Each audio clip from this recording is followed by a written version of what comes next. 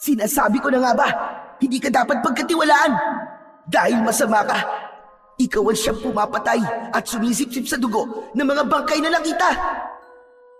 Oo, ako nga. At isusunod na kita, bata. Kaya maling inala mo pa ang lihim ko. Dahil ikaw man ay isa na sa aking magiging biktima. Nagkakamali ka dahil hindi mo kilala kung sino ang nasa harap mo. Magandang araw po sa inyong lahat. Sa araw po na ito ay isa na namang kwento ng kababalagan at pakikipagsapalaran ang aking ihahatid sa inyo. Ito ay kwento ng batang si Dino at kasama ang kanyang lola SP. May itinatagong lihim ang mga ito na siyang magagamit upang tuklasin ang punot dulo ng lagim na bumabalot sa kanilang baryo. Ano nga ba ang lagim na naghahatid ng takot sa baryo Masantol? Sino ba ang nagdadala ng lagim at takot? Ano ang magagawa ng batang si Dino para lutasin ito at paano nila yon mapagtatagumpayan? Ngunit bago po ang lahat mga idol, huwag po nating kalimutan mag-subscribe at i-hit ang notification bell sa aking YouTube channel na The Voice Addict at Apong Isaac para sa mas marami pang makapigil hiningang kwentong aswang at katatakutan mula sa mundo ng kababalaghan. Umpisahan na po natin ang kwento. Napapapitlag si Lola SP nang siya'y magising. Naalimpungatan siya dahil sa malakas na pagtawag. Pupungas-pungas na bumababa ng bahay ay dumiretso sa pintuan ng matandang babae. Isang magsasakang tagaduluhan ng baryo Masantol ang umistorbo sa kanyang pagtulog. Pambihira na ba yan? Gabing-gabi napasugod ka, abang. Ano ba sadya mo? Sinabi ng lalaking kaharap ang kanyang pakay. Manganganak na raw ang kanyang asawa at kailangan ng magpapaanak. Paghilot ng pilay at pagtatawas labag ang ginagawa ko, amang. Hindi naman ako nagpapaanak. Subalit nagmakaawa ang lalaki dahil wala na siyang ibang alam na maaaring lapitan. Nasa ibang lugar ang kumadrona sa baryo, kaya wala na siyang ibang mapupuntahan pa.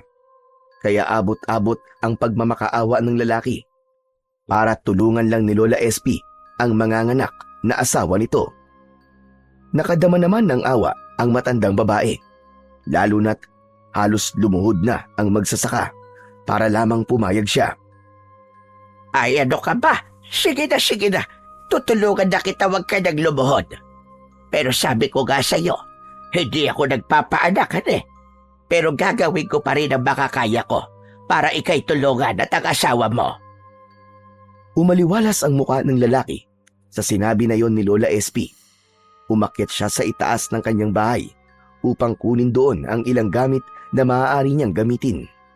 Hinagilap din ang kanyang alampay saka nagmamadaling bumaba ng hagdan. Nakita niya na nakatingin sa kanya ang apong si Dino na nagising na pala. Lola, saan po kayo pupunta? Gabing-gabi na po ah. Iho, meron lang akong tutulungan papaanakin na.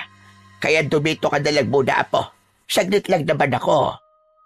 Sasama po ako, Lola. Hindi maaari. Bumalik ka na lamang sa pagtulog mo. Sige na.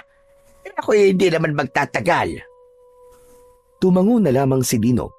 Nakita niyang nagmamadali na rin ang kanyang lola. Ayaw niya ring makaabala pa. Kaya naman, nang lumabas na ng bahay si Lola SP kasama ang lalaking sumundo dito, ay isinara na ni Dino ang pinto ng bahay at bumalik na siya sa pagtulog. Hihintayin na lamang niya ang pagbabalik ng kanyang lola. Ang totoo ay sanay na rin siya sa ganung gawain ng kanyang lola. May mga pagkakataon talaga na sinusundo ito ng kung sino dahil may taong kailangang gamutin. Isang albularya si Lola SP at nagtatawas din ito dahil napapagaling niya ang mga may sakit na lumalapit sa kanya. Kaya naman, pinagkatiwalaan siya ng mga tao sa baryo Masantol. Subalit bukod sa pagiging albularya, ay may isang bagay pa na alam ang mga tao sa baryo tungkol sa kanyang pagkatao. Yun na ay ang pagiging aswang tiktik ng matandang babae. Subalit sa kabila ng kakaibang pagkatao ni Lola SP, ay hindi na yon malaking usapin sa mga tao sa baryo. Dahil nga, hindi naman ito nasasangkot sa kahit na anong masamang gawain. May pangako rin ito na hindi niya gagamitin ng kanyang pagiging aswang upang manakit at makapaminsala. Ang dahilan kung bakit nagagawang kontrolin ni Lola SP ang kanyang pagiging aswang, dahil yun sa isang uri ng mutya. May iniingatang mutya ang matanda at ito ang ginagamit nila upang mangibabaw sa kanilang pagkatao ang kabutihan at hindi ang kasamaang maaaring idikta ng kanyang pagiging aswang. Nagmula ang mutya na taglay ni Lola SP sa isang puting musang o pusang gubat na nahuli ng namayapang asawa ni Lola SP. Isang pangil ng musang ang naturang mutya. Ito ang tanging pamana na naiwan sa kanila upang makatulong sa maglola. Dahil nga may lahing aswang tiktik si Lola SP, kaya ganon din ang batang si Dino. Kaya nga lang, hindi pa lumalabas ang pagiging aswang sa bata dahil hindi pa siya umaabot sa tamang edad. Edad 11 anyos pa lamang si Dino. Sa lahi ni na Lola SP ay dapat makarating muna sa edad 12 ang isang bata bago magkaroon ng bisa ang pagiging aswang. Kaya malapit nang magkabisa yon kay Dino. Subalit inunahan na yon ni Lola SP. Itinago niya ito sa mga gamit ng apo na di alam ng bata. Sa ganung paraan ay nagkakabisa na ang enerhiyang binibigay ng mutya na makakatulong kay Dino. Samantala, sa bahay ng magsasaka ay hindi na nahirapan si Lola SP na paanakin ng asawa nito. Nang dumating sila ay nakalabas na ang bata at walang tigil sa pag-iyak. Kaya pinutol na lamang ni Lola SP ang pusod ng sanggol. Nilinisan ito at binihisan, saka itinabi sa nanay. Bagamat gano'n na lamang ang ginawa ni Lola SP, abot-abot pa rin ang pasasalamat sa kanya ng lalaking magsasaka. May ibinigay pa sa kanyang saging at mga gulay bilang pasasalamat. Nako, hindi na. Wala naman akong ginawa dahil nakapagsilang na ang asawa mo nang dumating tayo. Kahit tinanggihan niyo ni Lola SP, ipinilit pa rin sa kanya ng lalaki. Kaya wala siyang nagawa kundi tanggapin na lamang yon at iuwi. Sinulyapan ng lalaki ang asawa at anak. Maayos na ang kalagayan ng mga ito. Pinapadede na ng ina ang kanyang sanggol. Nais pa sana ng lalaki na ihatid si Lola SP, subalit siya na ang tumanggi. Nako, hindi na. Hindi na kailangan. Kaya-kaya ko nang umuwi. Mas kailangan ka rito ng asawa at anak mo. Huwag mo kong alalahanin. Kaya kong umuwi mag-isa. Saka maliwanag naman ang sikat ng buwan. Kaya may tanglaw ako sa aking daraanan. Dahil ayaw ni Lola SP na ihatid pa siya, kaya nagpaalam na ito sa lalaki. Lumabas na siya ng bahay upang bagtasin ang daan pauwi. Gaya ng nasabi niya, sadyang maliwanag ang buwan ng gabing yun. Liwanag na nanghahalina, subalit tila may ikinukubli. Sa paglalakad ni Lola SP ay nakaramdam siya ng kung anong ingay. Subalit sanay na siya. Hindi na lang niya pinansin ang anumang ingay na kanyang naririnig hanggang sa makarating siya sa kanilang bahay. Tulog na tulog si Dino nang makauwi si Lola SP. Napagod siya sa paglalakad, kaya nakaramdam na rin siya ng pagod. May ilang oras pa bago magliwanag, kaya nagtungo na siya sa kanyang iniwang nakalatag na tulugan at doon ay muling nahiga. Saglit pa ay dinalaw na siya ng antok at ganap ng nakatulog. Mag-aalas 9 na ng umaga nang magising si Lola SP dahil sa tapik ng apo sa kanyang puwitan. Ano ba problema mo, Dino? Napapalakas na ba yata ang palo mo sa puwetang ko? Kasi naman po Lola, yung hirap niyo pong gisingin . Kanina pa po kita ginigising. Mukhang tanghali na pala. Yeske, napasarap yata ang tulog ko . Kasi nga po, napuyat po kayo kagabi, Lola. Oo nga pala. Meron nga pala sumundo sa akin kagabi. Buti na lang at nakapanganak na nang dumating ako. Kaya wala na akong ginawa. Aba, teka ka pala. Bakit mo ba ako ginising? Kasi po, may naghahanap po sa inyo, Lola. Sino naman? Si Kapitan Rustico po. Gusto raw po kayong makausap. Ano ka ba? Si Kapitan? Abay, bakit naman kaya? Lagot kayo, Lola. Baka may ginawa kayong kalokohan, kaya hinahanap ka ni Kapitan. Aba, lokong bata ito. Ano kalokohan ba ang sinasabi mo? Hoy, mabait ang lola mo. Hindi mo katulad na pasaway. Lola naman eh. O siya, sige sandali. At baka bago na nga. Haharapin ko lamang si Kapitan para malaman kung bakit niya ako hinahanap. Nag-ayos ng kanyang sarili si Lola SP. Ipinusod ang buhok, saka humarap kay Kapitan. Kasama ng Kapitan ang isang tanod. Sa palagay ng matanda, ay mahalagaan sadya ng mga ito sa kanya. Magandang araw po sa inyo, Lola SP. Magandang araw din naman sa inyo, Kapitan Rustico. Ano po ba ang atin? May sumbong po kasi na ipinarating sa akin. Kaya lamang po yung nagsumbong, ayaw sumama dito para sana makausap mo. Ano po ba yung sumbong na ipinarating sa inyo? May natagpuan po na patay na kalabaw malapit po doon sa may ilog. Aba, ano pong kinalaman ko sa patay na kalabaw? Mangyari kasi, Lola SP, sinasabing ikaw raw po ang may kagagawan eh. Ano ka ba? Ako? Naku naman, Kapitan. Ano ba kalokohan yan? Paano ako may kagagawan doon? Sabi ng lalaki nagpunta doon sa barangay, ikaw daw ang nakita niya naglalakad ng gabing yon.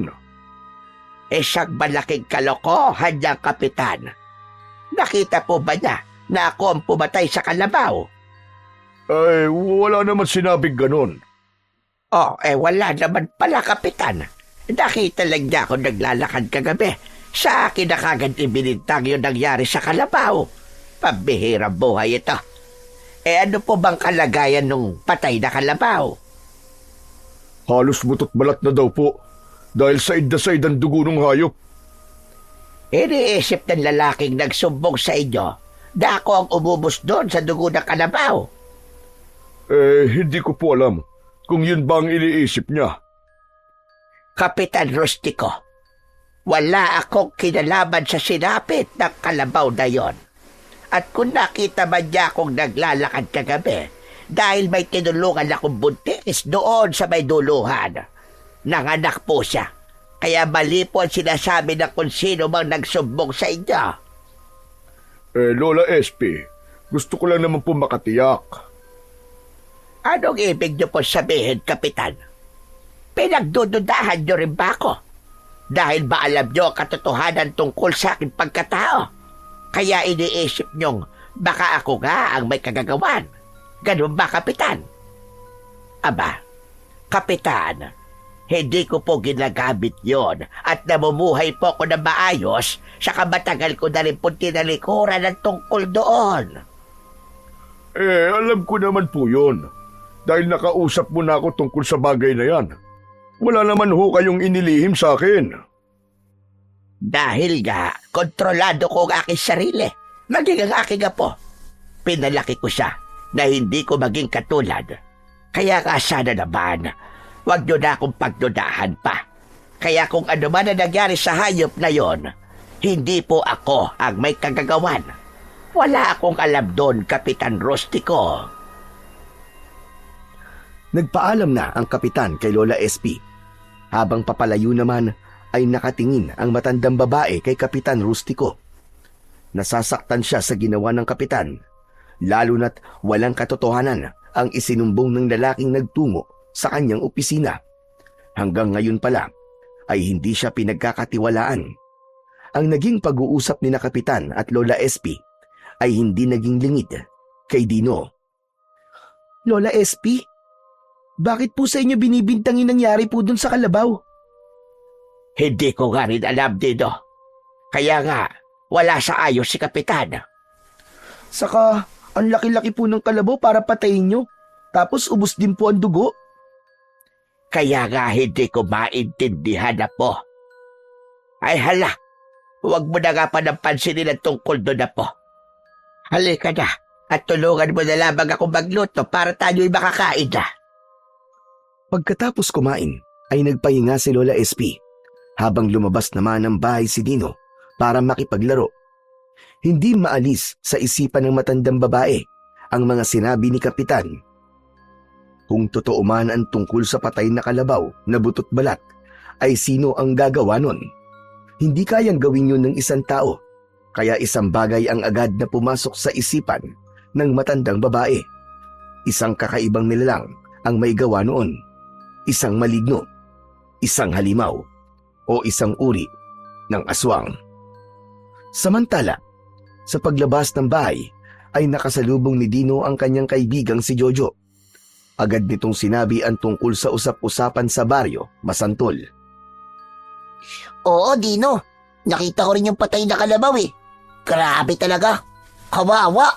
Dahil inubos ang dugo sa katawan. Eh sino naman daw ang may kagagawan nun, Jojo? Hindi sino, kundi ano. Ano nga ba? Isa daw uri ng aswang na sumisip-sip ng dugo at naging biktima yung kawawang kalabaw. Hindi na siya naawa sa kalabaw, no? Kaya nga eh, nakakatakot talaga, Dino. Kasi nga, baka sa susunod, hindi na hayop ang atakihin ng aswang na yon, kundi tao na. Ang sabi-sabi pa nga, baka unahin daw ang mga batang katulad natin dahil masarap daw para sa mga aswang ang dugo ng bata. Teka, nananakot ka ba? Hindi ah, sinasabi ko lang sa iyo yung narinig ko usap-usapan eh. Kaya dapat, doblehin natin ang pag-iingat natin, Dino. Dahil nga sa pangyayaring yon, ay hindi maaalis kay Lola SP ang hindi mag-alala. Sapagkat alam niyang hindi talaga maiiwasan na pagdudahan siya ng mga taong nakakakilala sa kanya sa baryo. Lalo na yung mga nakakaalam ng tungkol sa pagkatao niya. Kaya natatakot din siya para kay Dino na walang kaalam-alam tungkol sa bagay na yon. Dahil habang lumalaki ang bata, ay nananatiling lihim dito ang tungkol sa pagiging aswang ng kanilang lahi. Handa si Lola SP na sabihin yun sa bata. Kaya nga lamang, hindi pa sa pagkakataong yun, kapag sumapit na ito sa edad na 12 at naramdaman na niya ang pagbabago sa pagkatao, saka pa lang niya ipapaalam ang katotohanan. Nang sumunod na araw, ay ikinagulat ng maglolang SP at Dino ang dumating na bisita sa kanila. Oo. Relax lang, pinsan. Para ka naman nakakita ng artista eh. Ba't ganyan ang pagkakatitig mo sa akin? Kayo rin po, Lola SP. Gulat na gulat po kayo ah. Eh kasi, Pinsang Steve, hindi ka namin inaasahan na pupunta ka rito eh. Oo nga naman. Saka wala namang abiso ang tatay at nanay mo. Lola, kahapon lang po ako nagpaalam eh. Sabi ko po, bibisita ako rito. At baka medyo magtagal po ako. Magtagal? Gaano naman katagal? Siguro po mga kalahating taon. Napaubo pa si Lola SP sa sinabi na yon ni Steve. Ibig lang sabihin ay magtatagal nga sa kanila ang binata. Bakit po, Lola SP? Ayaw niyo po bang dito muna ako? Ako gusto ko, pinsan, para may kasama ako sa mga gala. Ayon, gusto mo may kasama ka sa paglalakwatsa mo. Teka ka pala, Esteban. Magkaintindihan nga tayo. Lola naman, ang luma naman ng Esteban. Steve po, Steve. Ay nako, tumigil ka nga dyan. Esteban ang totoo mong pangalan. Dahil ang lolo Sebastian mo ang nagpangalan sa'yo noon. Pero, mas sanay po ako sa pangalang Steve eh. O siya, Steve na akong Steve. Bakit nga pala biglang-bigla yatang naisipan mong pumirmi muna dito sa baryo Masantol? Malamang, may iniiwasan ka doon sa lugar nyo. May pinagtataguan ka, no? Siguro, ay may ginawa kang kalokohan o may nakaaway ka. O baka naman may babae kang tinakasan o nabuntis mo. Aba, loko kang bata ka. Gagawin mo pantaguan itong lugar namin. Si Lola talaga oh. Kung ano-ano kagad na sinabi. Wala po sa mga sinabi niyo. May napatay ka kung ganon. Kasi ka bata ka. Kung bakit kasi sumasama ka sa mga masasamang kaibigan, yan tuloy ang napapala mo. Lola, wala rin po akong pinatay. Ano ba naman kayo? Mabait po ang apo niyo, Lola. Pinsan, bakit ka nga ba dito mo natitira sa amin? Ano ba talagang problema? Saglit na natahimik na napapabuntong hininga ang binata. Rumihistro ang kalungkutan sa muka. Nasaktan kasi ako, pinsan eh. Dito, sa pool talaga. Ano ka mo? Nasaktan ang puso mo? Abay bakit? May sakit ka ba sa puso katulad ng nasira mong lolo? Naku bata ka. Malayo ang ospital dito, hade. Saka hindi ko kayang gamutin ang sakit sa puso. Mga pilay lamang at mga sinasapian ng mga masasamang espiritu ang nagagamot ko. Hindi po yun, Lola. Niloko po kasi ako ng babaeng minahal ko. Yun naman po pala, Lola SP. Ang dami niyo na po agad nasabi. Niloko lang pala si pinsan ng kanyang jowa. Kaya nga gusto kong makalimot eh. Kaya dito muna ako. Hay nako, bahala ka nga sa buhay mo bata ka. Basta sinasabi ko sa iyo ha. Simple lang ang buhay namin dito ni Dino. Wala kaming masasarap na pagkain. Madalas gulay na inaani ko sa mga taniman ko niluluto ko. O kaya ay isda o igat na nahuhuli ni Dino sa ilog. Lola, wala po kayong dapat na ipag-alala. Hindi po ako pihikan sa pagkain. Isa pa, may dala rin po akong budget na makakatulong po para pambili ng kailangan natin. Abay maigi naman. Dahil wala ka maaasahan sa amin. Alam mong payak lang ang buhay namin dito sa baryo. Pagkatapos na magkaintindihan sina Lola SP at ang apong si Steve sa magiging pagtira nito sa kanila, ay naghanda na ng kanilang magiging pagkain ang matandang babae. Samantala, lumabas naman ng bahay ang magpinsan upang maglakad-lakad. Tiyak namang tatawagin na lamang sila ni Lola SP kapag maaari na silang kumain. Nako pinsan, alam mo, natitiyak ko malilibang ka rito sa baryo namin. Alam ko naman yun eh. Kaya nga pinili kong dito muna.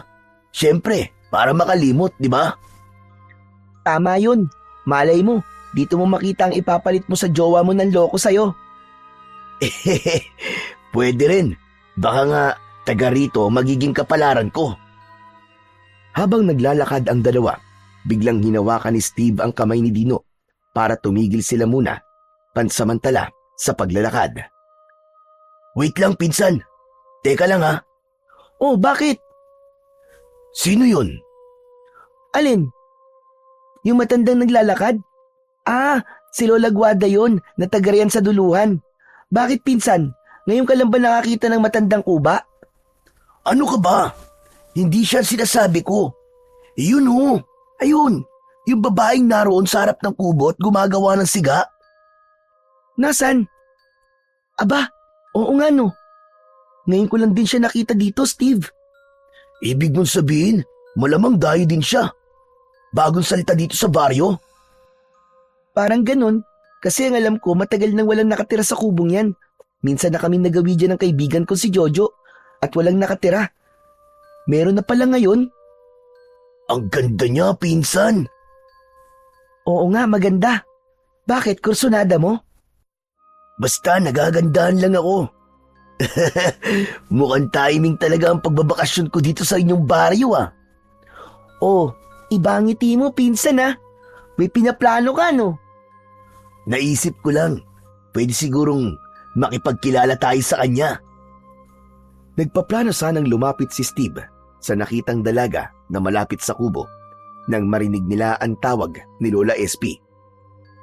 Naku po, bumubusina na si Lola SP. Tinatawag na tayo, Steve. Oo nga no, baka tapos na magluto at kakain na tayo. Tama ka dyan, kaya umuwi na muna tayo bago pa magalit si Lola SP sa atin.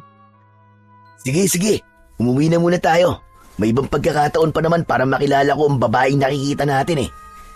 Mukhang dyan nga siya nakatira sa kubo. Bumalik na muna ng bahay ang magpinsan.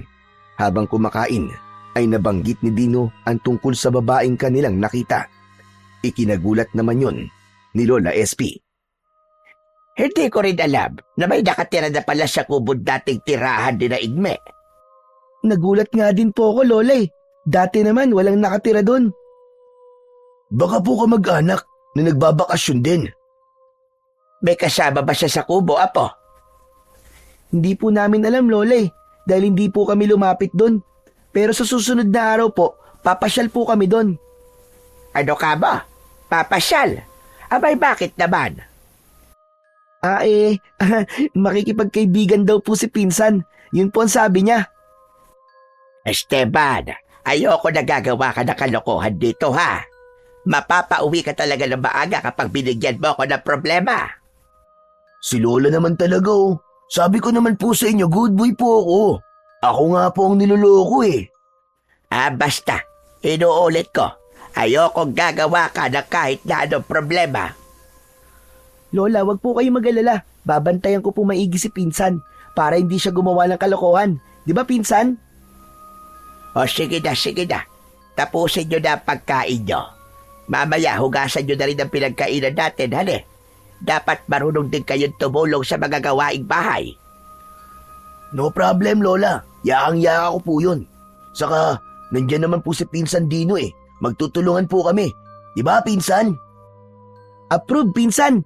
Isang bagsak nga dyan. Nagkatawanan na lamang ang dalawa na nagkakaintindihan sa kanilang kalokohan at kakulitan. Nang sumunod na araw, ay isa muling hindi magandang balita ang nakarating kay Kapitan Rustico. Kagigising lang ng sandaling yon ng kapitan ng isang lalaking madalas manghuli ng igat sa ilog ang humahangos na sumugod sa bahay ng kapitan. Kapitan! Kapitan! Hindi magandang balita. Hindi pala magandang balita. Ba't sasabihin mo pa sa akin? Dahil kayo, Kapitan, dito. Ano ba yung hindi magandang balita na dala mo? Kapitan, may natagpuan akong patay. Malapit doon sa may ilog. Nung una kalabaw, ngayon tao na. Opo, Kapitan. At isang lalaki yung patay. Katulad din na nangyari doon sa kalabaw. Butot balat din ang itsura. Parang hinigop ang dugo. Said na said. Diyos ko, mahabagin langit. Hindi na magandang nangyayaring ito. Totoo po, Kapitan. At ang sabi ng mga nakakita doon sa bangkay ng lalaki, isang aswang ang may kagagawan. Aswang na sumisipsip ng dugo dahil may nakitang sugat sa may leeg. Ano ka mo? Aswang na naman ang sinisisi ng mga tao. Dahil walang ibang gagawa ng ganong karumal-dumal na pagpatay, Kapitan, kundi isang aswang. Wala na. Talagang napasok na ng kampo ng kadiliman ng baryo natin. Kapitan Rustico, dapat meron po tayong gawin. Baka mamaya, may iba pang maging biktima ang aswang na yon. Delikado ang baryo natin. Baka isa-isa tayong maubos dito. Hanggang sa umalis na ang lalaking nagbalita kay Kapitan Rustico. Hindi mapalagay ang kapitan. Isang bagay ang agad na pumasok sa isip niya. Walang iba kundi si Lola SP. Ito lang ang alam niyang aswang sa kanilang baryo. Yun nga lang, walang magpapatunay na ito ang may kagagawan. Nagkausap na rin sila kailan lang. Ang tungkol sa balitang yon ay agad na kumalat sa buong baryo. Nakarating yon kay Lola SP. Muli ay nagdulot ng pangamba at pag-aalala sa matandang babae. Tahimik na nag-iisip ito nang dumating ang magpinsang Dino at Steve. Galing ito sa paglalakwatsa, kaya tsak na alam na rin ng mga ito ang balita. Lumapit si Dino sa kanyang lola. Lola, alam niyo na po ba? Oo, Dino. Nakarating na rin sa akin ang balita. Mukhang wrong timing po yata ang pagpunta ko rito ah. Meron palang aswang na gumagala dito sa baryo nyo. Hindi nila tiyak kung aswang yon, Steve. Pero Lola SP, yun po kasi ang usap-usapan ng mga tao eh. Dahil wala raw ibang gagawa ng ganong uri ng pagpatay, kundi isang aswang lamang. Ibig niyo po bang sabihin, Lola SP, hindi po kayo naniniwala na aswang po ang gumawa nun? Hindi, Dino. Hanggat walang nakakakita ng pangyayari. Paano po kung hindi talaga nagpapakita ang aswang? Oo nga naman po, Lola SP. Siyempre, Hinihintay ng aswang na walang mga tao sa paligid niya bago niya gawin ng pagsalakay sa kanyang biktima. Basta paniniwala ko, ibang nilalang ang pumapatay na yon at hindi sa isang aswang. Teka, bigla tuloy ako napaisip ah. Ano kaya kung alamin natin, Dino, kung sino ba yung pumapatay na yon? Hoy! Huwag ka sira ulo, Esteban. Ano gusto mo? Mamatay na rin? Hindi ako naman ang malalagot sa mga magulang mo kapag may nangyaring masama sa'yo. Iisipin nila na pinabayaan kita rito. Hanggat dito ka nakatira sa akin, kargo kita. Kaya may panalagutan ako kapag napahamak ka. Kasi Lola, natcha-challenge ako eh. Kung ano man yung pumapatay na yun eh. Huwag mo nang pag-aksayahan ng panahon yon, Esteban. Hayaan mo na si Kapitan ang gumawa ng paraan para alamin yon at mahuli. Dahil obligasyon niya yon. Samantala, minsan pa ay muling nagtungo si Kapitan sa bahay ni Lola SP. Buti na lamang at wala ang mga apo niya nang magbalik doon si Kapitan. Alam ko na sa sadya rito, Kapitan. Hindi naman siguro kaila sa inyo ang kumalat na balita. Kapitan Rustico, dediretsahin na kita. Hindi ako yon. Wala akong masamang ginagawa. At kailanman, hindi ko kayang gawin ang ganon. Pero sabi nila, isang aswang lang ang maaaring gumawa ng ganon. Dahil talagang ubos ang dugo ng bangkay ng lalaking natagpuan malapit sa ilog. Para hindi niyo ako pagdudahan, Kapitan, may question ako sa inyo para matigil na ang pagdududa mo. Anong ibig niyong sabihin? Tuwing gabi, pupunta ako sa barangay. Ikukulog mo ko doon. Kapag may namatay uli na taga rito, at ganun din yung nangyari, mapapatunayan ko sa inyo na wala akong kinalaman sa mga patayan dito sa ating baryo. Napaisip si Kapitan Rustico sa suwestyon ni Lola SP. Sa isang banda ay mainam din yun para matigil na rin ang pagdududa niya. Sige Lola SP, payag ako sa ibig mo. Huwag kayong mag-alala. Simula bukas, pagdating ng gabi, pupunta ako sa barangay at doon magpapalipas ng gabi. Paano kung magtanong ang mga apo nyo? Ako na ang bahala ron. Gagawa na lamang ako ng dahilan para hindi sila magtanong pa.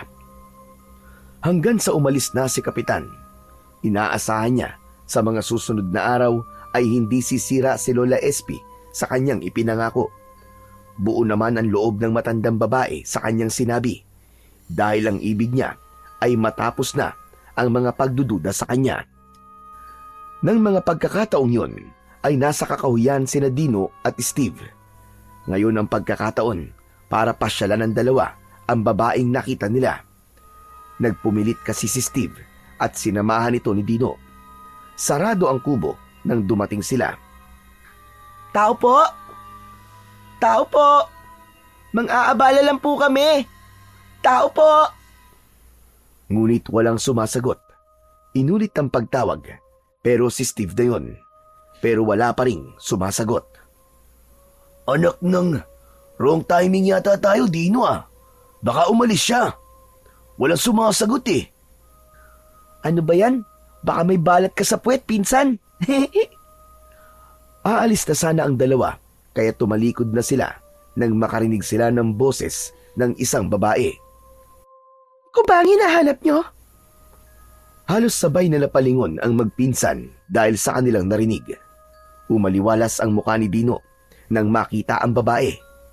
Malaki ang ngiti ng bata, subalit napalunok naman si Steve at nanlaki pa ang kanyang mga mata nang makita ang babaeng hanap nila. Ano nangyari sa inyong dalawa?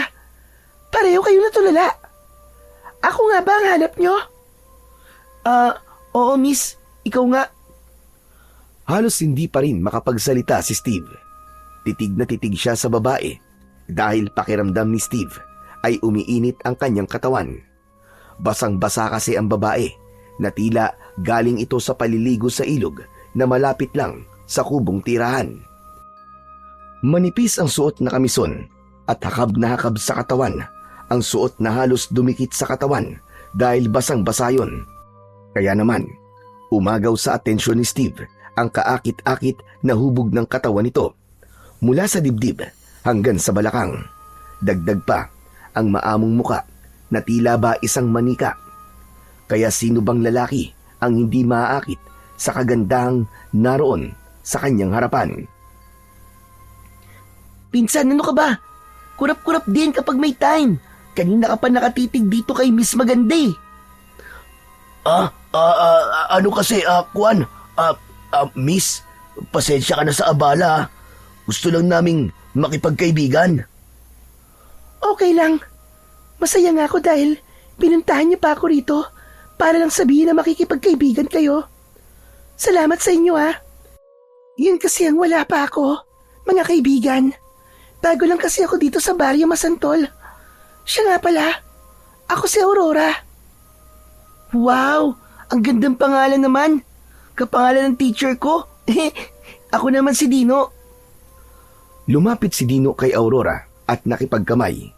Isang matamis na ngiti ang lumitaw sa labi ng dalaga habang nakikipagkamay kay Dino.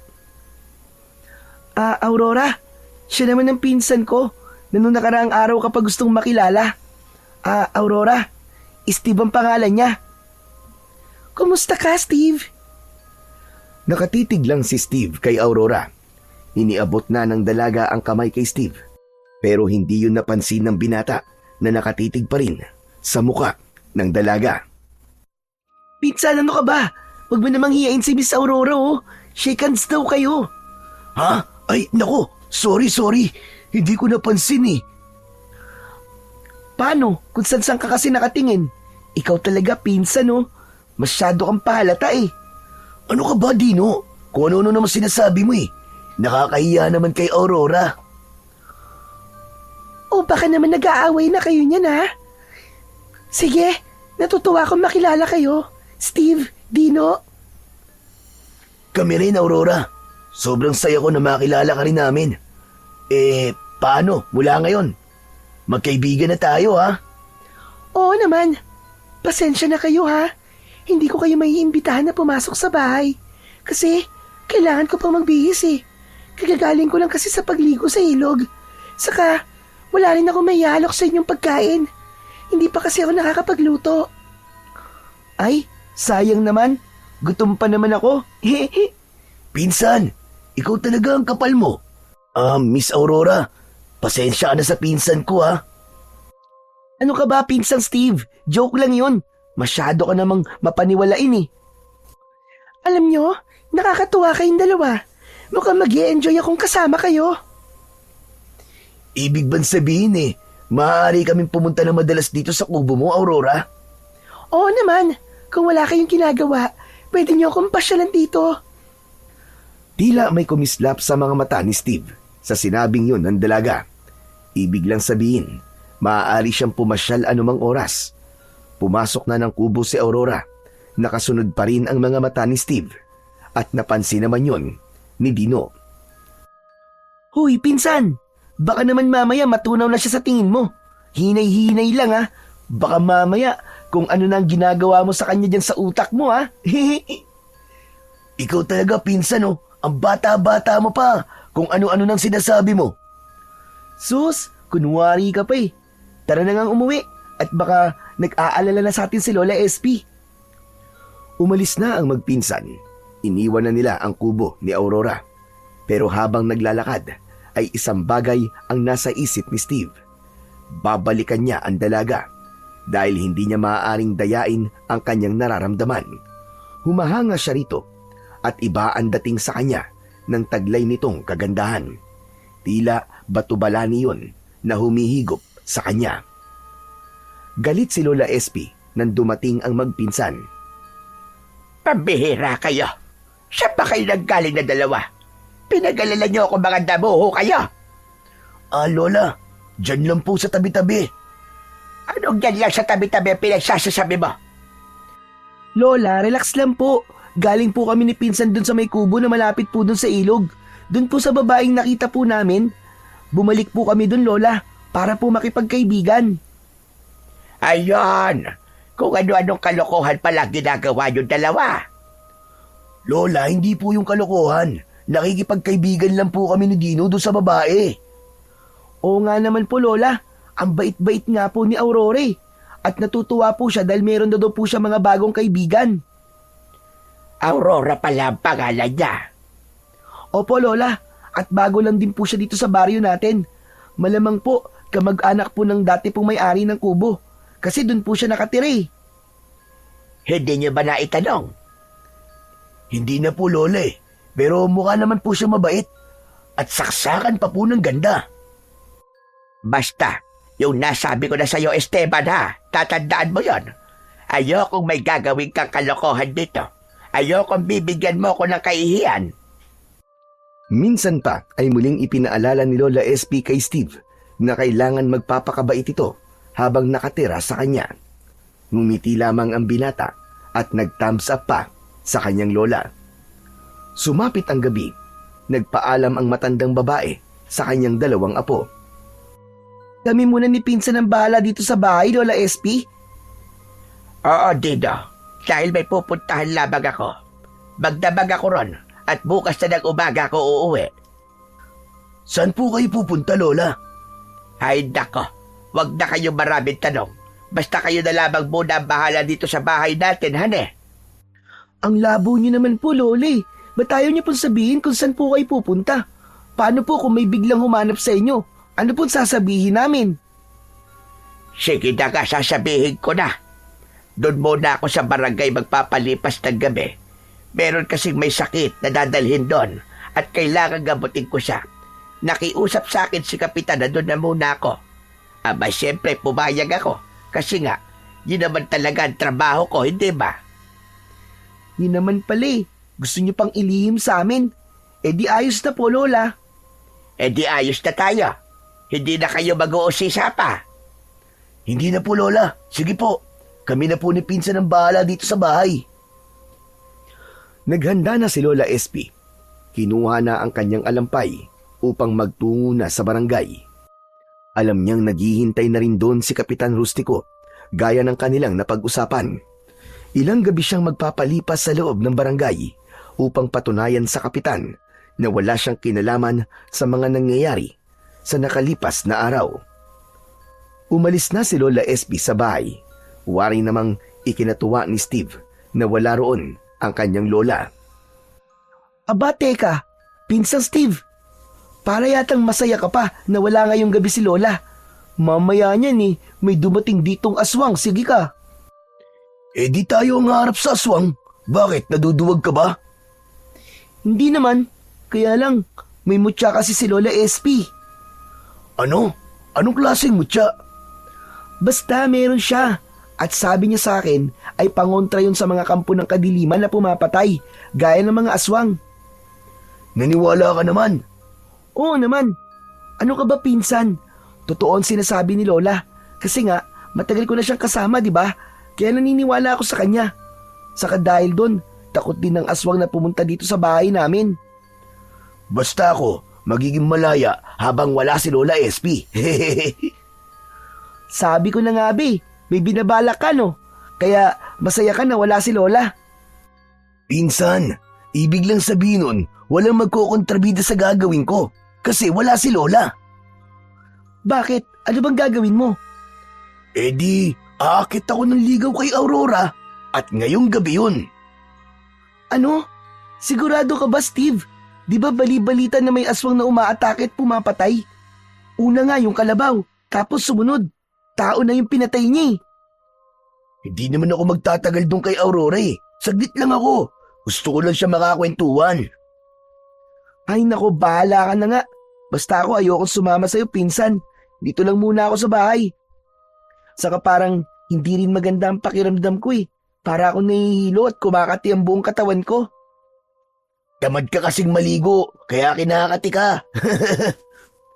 Uy, hindi no. Araw-araw kaya ako naliligo. Kaya lang, napapadalas talaga ang pagkati. Tapos parang hinahalukay ang loob ng tiyan ko. Bukas sabihin mo na lang kay Lola SP yan para matawas ka niya. Baka kung ano lang yan eh.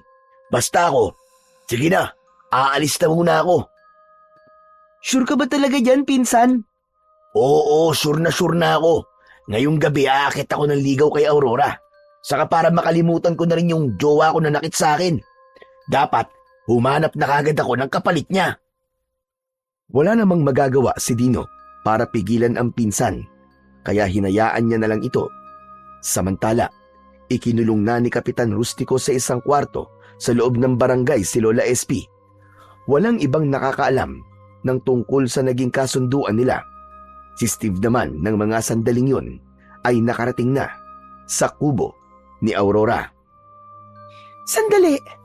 Bakit ganitong oras ka pumunta, Steve? Gabing-gabi na. Para hindi ko na maabala ang iba mo pang gagawin. Dahil kapag gabi na, oras na yun ng pahinga, di ba? Hindi lang kasi ako sanay na may dumadalaw sa akin kapag gabi. Asan nga pala si Dino? Naiwan dun sa bahay. Masama ang pakiramdam eh. Kaya dun na lang daw siya. Ano nga palang sadya mo rito? Di ba sabi ko nga sa'yo? Gusto kong mas makilala ka pa, Aurora. Okay lang ba yun sa'yo? Wala namang problema sa akin. Sabi ko nga, pwedeng-pwede niyo ako maging kaibigan. Kaibigan lang? Bakit? May iba ka pa bang gusto bukod sa pagiging magkaibigan? Napangiti na lamang si Steve. Ang ngiting pinakawalan ng binata ay naunawaan naman ni Aurora. Batid niyang higit pa sa pagiging magkaibigan lang ang nais nito. Naging bukas sa kanilang pag-uusap si Aurora. Sinabi nito na galing siya sa malayong probinsya at piniling manirahan sa baryo Masantol. Ayon sa dalaga, ay pinatay ang kanyang mga magulang dahil sa gusot sa lupa. Umalis siya sa kanilang lugar upang umiwas na lamang sa gulo, lalo na't hindi niya tiyak ang kanyang kaligtasan dahil maging buhay niya ay malalagay na rin sa panganib. Ang mga sinabi naman ni Steve ay kung ano rin ang katotohanan. Yun ay ang nais niyang makalimot sa sakit na dulot ng pagkabigo. Ilang oras din silang nagkwentuhan nang makita ni Steve na panay na ang hikab ni Aurora habang magkausap sila, ay nagpasya na ang binata na umuwi na para makapagpahinga na rin ang dalaga. Naglalakad siya papauwi nang maramdaman niya na tila may sumusunod sa kanya. Ang unang naisip ni Steve ay ang aswang na napapabalitang umaatake at pumapatay. Kaya agad niyang kinapa sa kanyang bewang ang isang balisong. Dala niya yon at matagal niya nang gamit kahit noong naroon pa siya sa kanilang lugar. Proteksyon niya yon sa kung anuman o sino mang gagawa sa kanya ng masama. Nawala ang nararamdaman niyang sumusunod sa kanya nang hawakan niya ang balisong, kaya nagpatuloy na lamang siya sa paglalakad. Maya-maya pa ay nakarinig siya ng sigaw ng isang babae. Napatigil siya sa paglalakad at bigla niyang naisip na baka sigaw yun ni Aurora. Kaya naman, nagmamadali siyang tumakbo pabalik ng kubo. Hanggang napansin niya ang isang anino na tumatakbo. Hindi niya na makita ang itsura nito, pero nagmamadali itong tumakbo papunta sa madilim na lugar, patungo sa may ilog. Sa kanya napansin ang isang bagay na tila nakahandusay sa may kabilang bahagi ng madamong lugar. Sinipat-sipat niya yon, bahagyang nagbibigay naman ng liwanag ang buwan, kaya kahit papano ay naaaninag niya kung ano ang nasa may madamong lugar. Sindak ang naramdaman ni Steve. Hinilabutan din siya nang malamang tao ang nakahandusay na yon. Agad niyang naisip si Aurora, kaya sa halip na lapitan ang nakita niyang nakahandusay, ay patakbo siyang nagtungo sa kubo upang alamin kung naroon ba ang dalaga. Tumawag siya na may pagmamadali at nakita niyang lumabas ng kubo ang dalaga. May pagtataka naman sa muka ni Aurora. Bakit, Steve? Ano nangyari sa'yo? Ay nako, salamat naman at ligtas ka, Aurora. Bakit nga? Ano bang nakita mo? Narinig mo ba yung sigaw kanina? May sumigaw na babae. Hindi ko narinig yun, Steve. Agad kasi ako nakatulog pag alis mo eh. Nagising na lang ako sa tawag mo. Bakit ba? Ano ba yung babaeng sinasabi mo? Ano kasi, Aurora? May nakita akong patay na babae. Dun, sa may damuhan. Tapos, may nakita akong anino na tumakbo. Malamang siya may kagagawan. Kaya lang biglang nawala. kaya hindi ko na nakita ang itsura niya. Nakakatakot na nga pala talaga sa lugar na to. Nabalitaan ko na rin ang tungkol dyan. Aurora, mag-iingat ka at huwag kang lalabas ng kubo. Oo, Steve. Ikaw din. Mag-ingat ka. Nang matiyak ni Steve na ligtas na si Aurora, ay tuloy-tuloy na itong umuwi. Umiwas na siya sa lugar kung saan naroon ang biktima ng nilalang na nakita niyang tumakbo at nawala sa kadiliman. Kaya tiyak niyang bukas na bukas ay magiging isa na namang malaking balita yon. Pero mas pipiliin niyang manahimik na lamang. Ayaw niyang masangkot pa sa mga nangyari ng gabing yon. Tulog na ang batang si Dino nang makauwi si Steve. Pero siya, na gusto na rin sanang matulog, ay hindi dalawin ng antok. Hindi maalis sa isip niya ang mga nangyari ng gabing yon. Posibleng yon ang pumatay sa kalabaw at maging sa lalaking natagpuan na sa idang dugo nung mga nakaraang araw. Sa gabing yun nga ay may bagong biktima. Pero ang naisip ni Steve, ano nga kaya ang nilalang na yon? Aswang nga ba o iba pang nilalang mula sa kadiliman? Kinabukasan ay maagang nagtungo si Kapitan Rustico sa barangay. Naroon si Lola SP sa loob at nakakadena pa ang mga paa. Yun ang ginawa ng kapitan upang matiyak na wala ngang kinalaman ang matandang babae sa nangyayaring pagpatay sa kanilang lugar. May permiso ni Lola SP ang pagkadena sa kanya ni kapitan, kaya walang problema doon. Salamat naman at maaga kayo nagpunta dito, Kapitan, para makauwi na rin ako sa amin. Tahimik si kapitan na inalis ang kadena sa paa ng matanda. Sa mahina at mahinahong tinig ay nagsalita ang kapitan. Patawarin mo ko, Lola SP. Nagkamali ako ng hinala. Anong ibig mo sabihin, Kapitan Rustico? Bago ako nagpunta dito, may nagtungo sa bahay. At sinabi nga na may biktima na naman ng halimaw. Isang matandang babae naman ngayon. At gaya rin ng nauna nangyari, butot balat din at sa idang dugo. Sobra na ang kasama ang ginagawa niya. Ayaw niya talagang tumigil. Tama kayo. Talaga napasok na ng kampo ng kadiliman ng Baryo Masantol. Alam kong hindi po kayo yun, Lola SP. Kaya mapapanatag na rin ang isip ko, Kapitan. At huwag kang mag-alala. Handa akong tumulong sa inyo. May magagawa po ba kayo para alamin at papanagutin ang pumapatay? Hindi ako nangangako, Kapitan Rustico. Pero handa akong subukan ang magagawa ko. Salamat po, Lola SP. Malaking bagay po yun para mawala ang takot ng mga taga rito sa baryo. Umuwi na si Lola SP na wala ng pangamba sa kanyang puso dahil napatunayan niya kay kapitan na wala siyang kinalaman sa mga nangyaring lagim sa baryo. Subalit naroon pa rin ang pag-aalala ng matandang babae dahil maaaring isa kina Dino at Steve ay pwedeng maging biktima. Kaya nga sinabi niyang handa siyang tumulong sa anumang pinaplano ng kapitan para puksain ang nilalang na naghahasik ng lagim sa baryo Masantol. Tulog pa ang dalawang apo nang dumating ng bahay si Lola SP dahil maaga pa. Hindi niya muna ginising ang mga ito. Naganda na lang siya ng kanilang magiging pagkain. Pagkatapos makapagluto ay ginising na niya sina Steve at Dino upang sabayan siya sa pagkain ng almusal. Nang makatapos kumain ay napansin ni Lola SP ang pagiging tahimik ni Steve. Esteban, may problema ba, iho? Parang wala ka yatang kibo ngayon. Wala po, Lola. Hindi ako naniniwala. Hindi ka dating ganyan. Kaya kahit hindi mo sabihin sa akin, alam kong meron kang iniisip. Lola, alam ko po kung anong iniisip ni Pinsan. Yung babaeng nakita po namin dun sa may ilog, si Aurora po. Nagpunta po kasi siya dun kagabi. Dino, ano ka ba? Pinsan talaga oh. Gusto ko pang itago kay Lola eh. Mas maiging alam niya. Nagpunta ka kagabi ron? Ano bang ginawa mo ron, Jasky, kang bata ka? La, sabi po ni Pinsan, mandiligaw daw siya. Ewan ko lang kung sinagot na siya.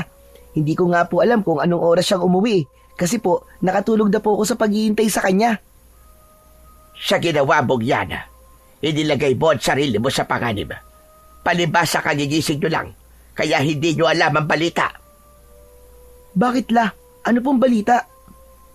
May natagpuan na namang patay at katulad din ng mga nauna ang paraan at naging kondisyon ng biktima. Hindi na napigil pa ni Steve ang sarili, kaya kusa niya nang sinabi ang kanyang nalalaman. Lola, ang totoo po niyan eh. Nakita ko po siya kagabi. Ano sabi mo? Nakita mo yung pumatay doon sa babae? Opo, Lola. Pero hindi ko po namukhaan eh. Madilim po kasi. Swerte mo pa rin, pinsan. Kasi nga hindi ka inatake.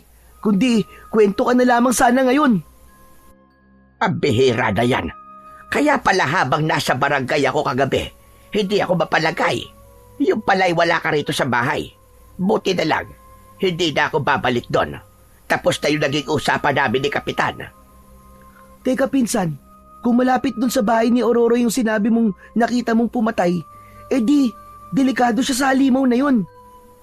Yun na nga pinsan eh. Kaya iniisip ko kung paano ko siya matutulungan.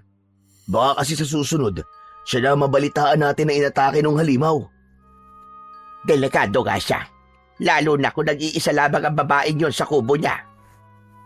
Dahil nag-aalala si Steve sa kaligtasan ni Aurora, kaya nagbalik siya sa tirahan ng dalaga at kasama na niya si Dino. May suwestyon si Steve sa dalaga. Mas maiging umalis ka na muna dito sa kubo, Aurora. Humanap ka ng ibang matutuluyan. Oo nga naman, Aurora. Kasi baka may mangyaring masama sa'yo dito eh. Salamat sa pag-aalala nyo. Pero ayos lang ako dito. Hindi ka okay dito, Aurora. Alam mo naman yung mga nangyari, di ba? Wala yun.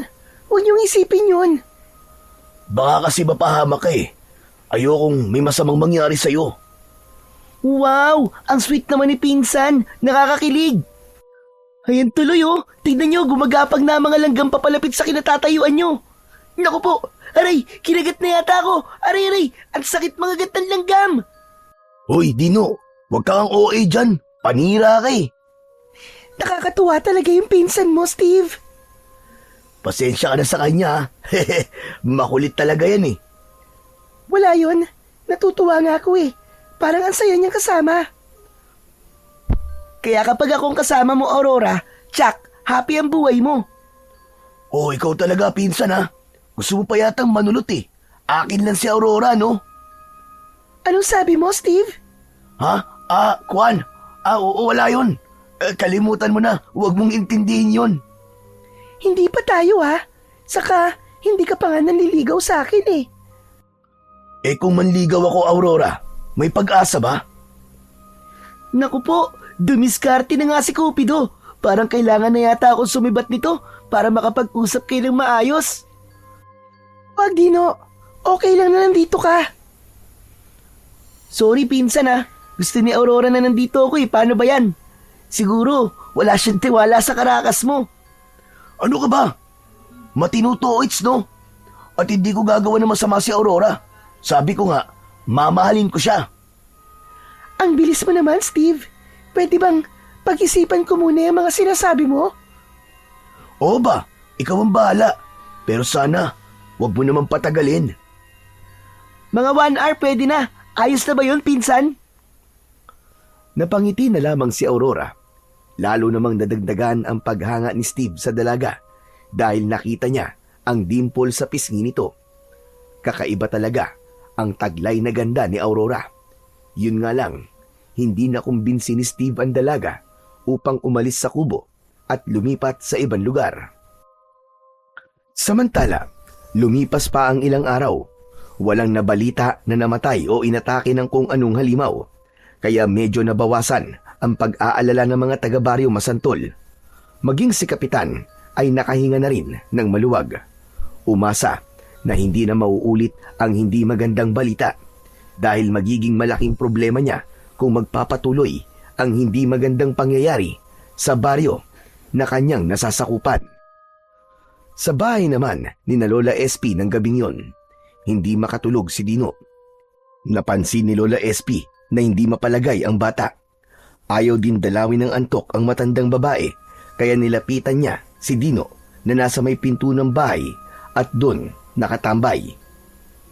Hindi mo na dapat binuksan pa ang pinto, Apo. Baka babayanan may kung anong biglang sumulpot dyan mula sa dilim. Ang init-init po kasi ng pakiramdam ko, Lola SP.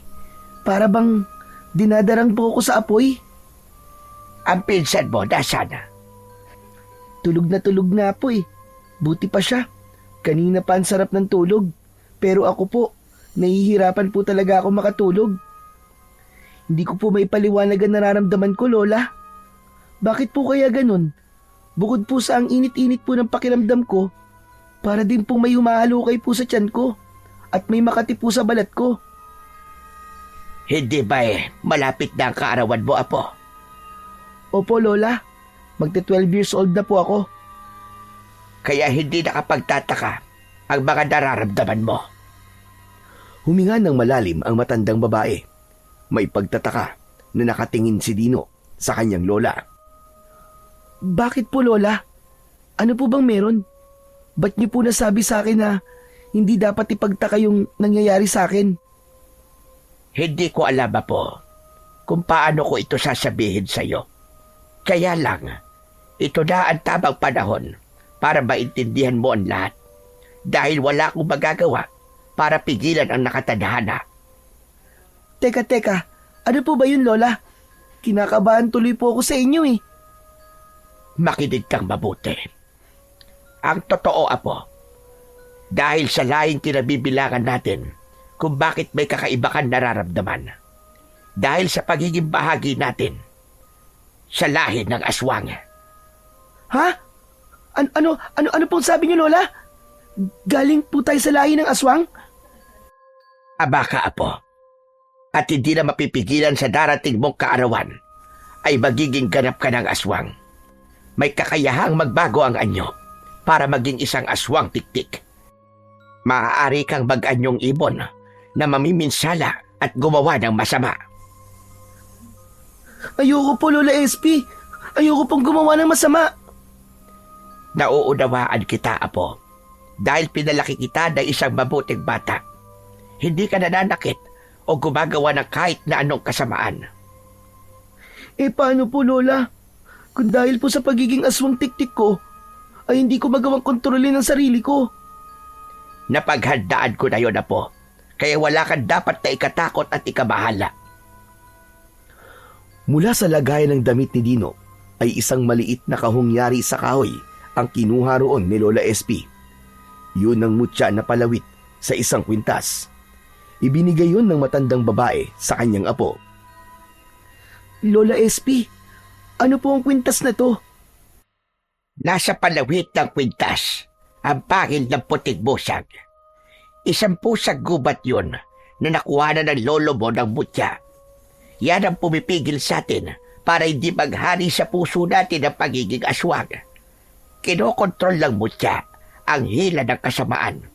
Kaya kailangan isuot mo yan palagi, Apo, upang hindi magtagumpay sa kalooban mo ang gawain ng isang pagiging aswang. Ibig sabihin, dahil po dito hindi na po ako magiging aswang? Hindi na po ako magbabago ng anyo, Lola SP? Nasa sa iyo, Apo. Kung gugustuhin mo maging aswang, ay maaari naman. Yun nga lang, mapipigilan ng mutya ang gawaing masama. Subalit kung ang gagawin mo ay para sa kabutihan at makatulong sa ibang tao, malaya kang magagawa yon at tutulungan ka pa ng mutya. Ayos naman po pala, Lola eh. Kayo po pala, Lola. Bakit ni minsan hindi ko po kayo nakita na naging aswang na tiktik? Pinipigilan ko ang sarili ko, Apo. O kaya naman ay nagtatago ako. Ayokong may makakita sa akin dahil maaaring saktan ako o kaya ay patayin ako ng mga tao. Saka hindi nila tayo maiintindihan. Kung sa bagay, kahit po wala tayong ginagawang masama at makita lang nila ang pagiging aswang natin, tsak po, iisipin po nila kagad na masama po tayo. Ganun na nga, Apo. Kaya ang tanging maibibiling ko lamang sa iyo, yamang hindi na mapipigilan ang pagbabago mo ng pagkatao sa pagsapit mo sa edad ng 12. dapat maging maingat ka. Lalo na ang makita ka ng mga kababaryo natin. Opo, Lola SP. Tatandaan ko po ang lahat ng mga sinabi niyo sa akin. Nakahinga ng maluwag si Lola SP dahil sa wakas ay nasabi na rin niya sa kanyang apo ang lihim na matagal niya nang itinatago at naintindihan siya nito. Tapos na ang kanilang pag-uusap ni Dino nang lumapit sa kanila si Steve. Kagigising lang ng binata. Anong meron, Lola SP, Dino? Parang nagkaroon yata kayo ng conference May sinabi lang sa akin si Lola, pinsan. May narinig ka ba sa mga pinag-usapan namin ni Dino? Wala po, Lola.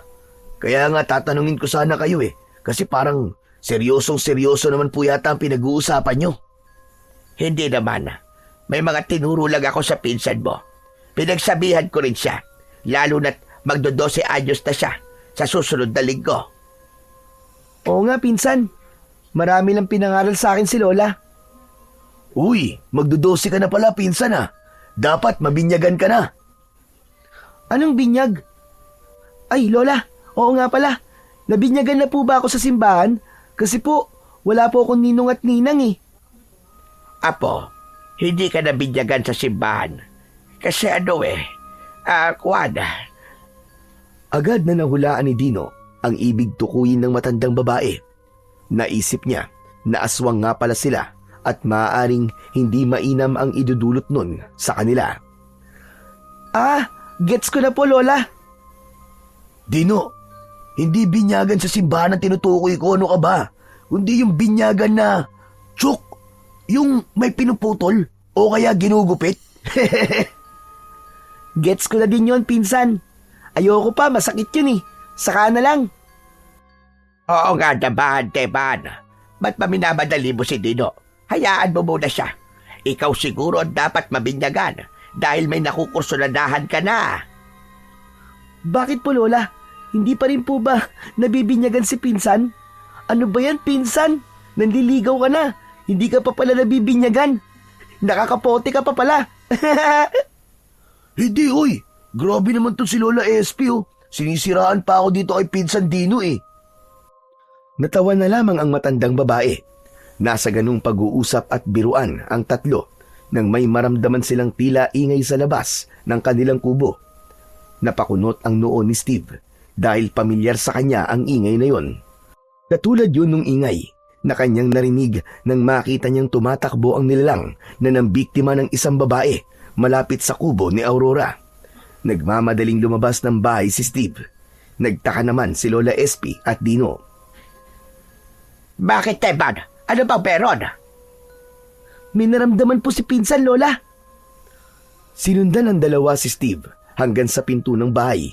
May tinatanaw ito sa madilim na bahagi ng kasukalan. Wala na siya. Hindi ko na inabutan. Ang bilis niyan tumakbo. Teka, ano ba yung nakita mo, pinsan? May nakita ka nga ba kanina, Teban? Lola, nagpunta siya rito. Yung nilalang na lang bibiktima. Siya'y nakita ko sa may ilog malapit sa kubo ni Aurora. Siguro, gusto niya tayong isunod kaya lamang parang may kinakatakutan siya at nagmamadaling umalis. Nagkatinginan ang maglolang SP at Dino. Halos iisa lang ang pumasok sa isipan ng dalawa ng pagkakataong yun. Marahil, ang mutya na taglay ni Dino, yun ang iniiwasan ng nilalang na yun. May masamang epekto yun sa halimaw na gumagala.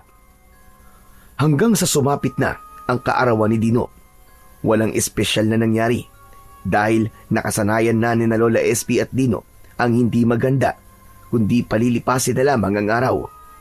Hindi naman pumayag si Steve. Gusto niya kahit paano ay magkaroon ng konting selebrasyon sa kaarawan ng kanyang pinsan. Kaya bumili siya ng konting maluluto ni Lola SP upang maihanda sa kaarawan ni Dino. Inimbita ng bata ang kanyang matalik na kaibigan na si Jojo. Wow! Ayos, Dino! Ngayon lang ako makakatikim ng handa mo At may pansit pa. Pampahaba talaga ng buhay. Natural, ngayon lang talaga. Kasi, ngayon lang naman kami naganda Uy, Dino. Salamat sa pag-imbita mo sa akin Sige, Salamat din sa pagpunta mo. Kumain ka lang ng kumain. Ikaw lang naman ang bisita ko eh. Alam mo, nagtatampo na ako sa iyo, best friend. Paano? Hindi na kita nakakasama sa mga lakad. May sarili ka na kasing lakad palagi eh. Pasensya ka na, Jojo ah. Si Pinsan kasi ang madalas kong kasama ngayon eh. Kasi wala din siyang ibang kakilala dito sa baryo natin. Pero hayaan mo, para hindi ka na naiinip, kapag may lakad kami, isasama ka na lang namin. Uy! Ayos yan, para makabanding ko na rin ang pinsan mo. Ay, siya nga pala. Alam mo na ba yung babaeng nakatira sa may ilog? Oo, kilala ko yun. Si Aurora. Tama, Aurora nga ang pangalan nun. Kaibigan namin yun ni Pinsang Steve. Kursulada nga niya yun eh. Ano? Type ng pinsan mo? Naku po! Bakit? Ano bang meron? Maganda naman yun ah. Tapos mabait pa. Kasi nga, may nakapagsabi na may tinatagong lihim daw ang babae yun. Kaya dito tumuloy sa baryo Masantol. Tsaka di mo ba nababalitaan? Mula nang dumating dito yun, ang sabi ng mga naririnig kong marites na kapitbahay ko, nagkaroon ng hindi magandang pangyayari mula nang dumating siya. Uy, grabe ka naman Jojo. Para mo na rin sinabi na may kinalaman si Aurora doon. Ewan ko pero sabi ng ibang taga rito sa atin, dapat iwasan daw ang babae yun. Tsaka, humahanap na sila ng dahilan para iniklamo siya. At nang mapaalis na dito sa baryo natin. Kasi nga, kamalasan daw ang dala niya rito sa ating baryo. Ang tungkol sa mga sinabi ni Jojo kay Dino ay agad na sinabi ng bata sa kanyang pinsan. Gusto mong paniwalaan ko yung mga sinasabi sa ng kaibigan mo si Jojo? Wala akong sinabi na paniwalaan natin, Pinsan. Pero siguro, dapat mag-ready tayo. Bakit nga? Paano kung totoo yung sinabi niya? Imposible yan. Nakita mo naman siguro yung itsura ni Aurora, di ba? Di ba ang ganda-ganda niya? Mukha nga siyang anghel eh. Kapag maganda, hindi na masama, ganun ba yun? Hindi na rin pwedeng maging impacta? Ikaw talaga, pinsan oh. Ang sama ng tabas ng dila mo ah. Nagtatanong lang ako sa'yo, Pinsan. Basta yan si Aurora. Hindi siya gaya ng iniisip mo. Subalit ng sumunod na araw ay ginulantang at nabulabog ang buong baryo Masantol dahil sa isang pumutok na balita. Nalaman na kung anong klaseng nilalang ang pumapatay at sumisipsip ng dugo ng kanyang biktima. Kalat na kalat ang balitang yon sa buong baryo. Totoo po at sinasabi niyo, Kapitan. Oo, Lola SP. Ang sabi na nakakita ay isang babaeng linta daw. Nakita niya na umahon yun mula sa ilog. Itim na itim daw ang buong katawan, gaya ng linta. Tapos may mahabang buhok. May matulis at mahabang dila na siyang ginagamit upang sumipsip ng dugo ng kanyang biktima. Nakakatakot pala kung ganon. Meron pala ganong klaseng nilalang dito sa baryo natin. Nakakagulat talaga kung paano nagkaroon ng ganong halimaw dito sa baryo natin. Ibig sabihin, hindi isang aswang ang nagdadala ng lagim dito sa ating baryo. Hindi kaya kauri din siya ng isang aswang? Iba siya sa mga aswang, Kapitan Rustico. Ang inaalala ko ngayon, paano mapupuksa ang halimaw na yun? At sino pwedeng pumatay sa kanya? Kung ilalapit sa mga pulis ito, baka hindi sila maniwala eh. At pagtawanan lamang ako kung magsusumbong ako sa kanila. Maliban na lamang kung makuha na natin ang video o larawan ang impaktong yun sa aktong pagpatay niya. Sa bagay, tama po kayo, Kapitan. Sana nga, Lola SP, ay may dumating bigla dito sa baryo at tulungan tayo sa malaking problema ito. Sa di kalayuan ay naroon pala si Dino at napapakinggan ang pag-uusap ng kanyang lola at ni Kapitan Rustico. Kaya nagkaroon ng ideya ang bata. Pero hindi na muna niya ipapaalam sa kanyang Lola SP dahil posibleng hindi siya payagan. Ngunit susubukan niyang gawin na siya lang ang dapat nakakaalam. Kaya ng gabing yon, pagsapit ng hating gabi na kabilugan ng buwan, ay tiniyak niyang natutulog na ng mahimbing ang kanyang lola at pinsan. Ang plano ng Dino ay pumunta sa ilog upang doon abangan ang pag-ahon ng babaeng linta ayon sa kumakalat na balita. Lumabas ng bahay si Dino at binagtas ang madilim na daan patungo sa ilog malapit sa kubo ni Aurora. Tumambay ang bata sa may ilog habang naghihintay siya ron at nasisinagan siya ng maliwanag na sikat ng buwan. Ay may naramdaman siyang kakaiba sa kanyang katawan. Ilang araw nang nakalipas ang kanyang kaarawan at ganap na siyang 12 anyos. Maya-maya pa ay naramdaman ni Dino ang pagbabago ng kanyang itsura. Gumaspang at kumapal ang kanyang balat. Nagkaroon siya ng matutulis na kuko at humaba ang kanyang mga binti. Subalit gaya ng nasabi ng kanyang Lola SP, mangyayari talaga ang ganong pagbabago sa kanyang katawan. Pero makokontrol ng suot niyang mutya na pangil ng puting musang ang anumang sinasabi ng kanyang katawan. Kaya ang pagiging aswang tiktik niya ng pagkakataong yun ay dumaan lamang. Maya-maya pa ay bumalik na sa dati ang itsura ni Dino. Namalagi sa kinaroroonan niyang lugar ang bata habang nakamasid siya sa ilog. Maya-maya pa ay narinig niya at nakaramdam siya ng tila pagkulo ng tubig sa ilog. Lumikha yun ng ingay na tila bumubulwak. Titig na titig si Dino sa umaalimbukay na tubig sa gitna ng ilog. Maya-maya pa'y mula sa ilalim ng tubig ay lumitaw ang sinasabing babaeng linta. Nakakatakot ang itsura nito. Napakaitim ng kulay at nagliliwanag ang namumuting mata. Tuloy-tuloy itong umahon sa tubig. Sinundan yun ni Dino habang pakubli-kubli ang bata sa mga matataas na damo para sundan ang babaeng linta. Tsak na maghahanap na naman siya ng aatakihin niya. Hahanap siya ng bibiktimahin. Hindi to maaari. Kailangan mahadlangan ko ang babaeng linta na to. Hindi ako papayag na may patayin siya. Kanina lang, naging aswang tiktik ako. Ang pagiging aswang ko ang gagamitin ko para pigilan siya. Ako ang makakaharap niya.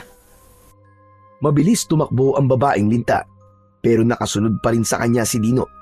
Maya-maya pa ay huminto ang impakto na tila naramdaman na may sumusunod sa kanya. Nagpalinga-linga na parang merong hinahanap. Nang makaramdam ito na tila may panganib na nag-aabang sa kanya, laking gulat ni Dino dahil nagbago ang anyo ng babaeng linta. Hala, ano nangyayari sa babaeng linta? Bakit ganun? Bigla siya nabuwal. Natumba ang babaeng linta. Kitang-kita ni Dino ang sunod na nangyari sa halimaw. Mula sa pagiging babaeng linta ay naging isang dambuhalang linta ito na kumikislot-kislot at gumagapang. Hindi makapaniwala ang bata nang makita niya ang pinatutunguhan ng dambuhalang linta na gumagapang. Naku po, nalintikan na. Papunta sa kubo ni Aurora. Mukhang siya ang gagawing biktima. Patagong lumapit si Dino sa kubo ng dalaga. Nag-abang siya ng susunod na mangyayari. Gusto na sana niyang sumunod upang pumasok sa loob upang iligtas ang babae.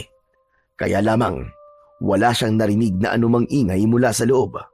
Wala ring sigaw mula kay Aurora kung siya man ay ginawang biktima ng babaeng linta. Tahimik lamang ang loob ng kubo. Naghintay pa ng ilang minuto si Dino habang nakakubli sa isang puno at nakatingin sa kubo. Mula sa pinagkukubliang lugar ay nakita niya na lumabas ng kubo si Aurora. Nakatapis ang malapad na tela sa katawan nito. Wari bang may hinahanap sa labas ng kubo. Nang wala na siyang makita ay pumasok na uli sa loob. Laking taka ni Dino sa kanyang nakita. Walang anumang nangyari kay Aurora. Samantalang sa loob ng kubo pumasok ang dambuhalang linta. Ano kayang ibig sabihin nun? Posible kayang si Aurora ang babaeng linta? Walang pwedeng sumagot ng tanong na yon sa isipan ni Dino. Subalit malakas ang kanyang kutob. Hindi rin niya alam kung paano niya sasabihin ang kanyang nalaman sa kanyang Lola SP at lalo na sa kanyang pinsang si Steve. Napilitan si Dino na sabihin sa kanyang lola ang tungkol sa paglabas niya ng bahay dahil nagtanong ang matanda na wala ang apo nang magising siya at nagpunta sa kusina. Wala nang pagkakataong yun si Steve kaya hindi nito mapapakinggan ang kanilang pag-uusap. Sabi ko na nga ba, May ginawa kang hindi ko alam. Napakinggan ko po kasi ang pag-uusap niyo ni Kapitan, Lola. Kaya naisip ko pong subukang alamin. Hindi ka natakot man lang, Apo. Hindi po, Lola.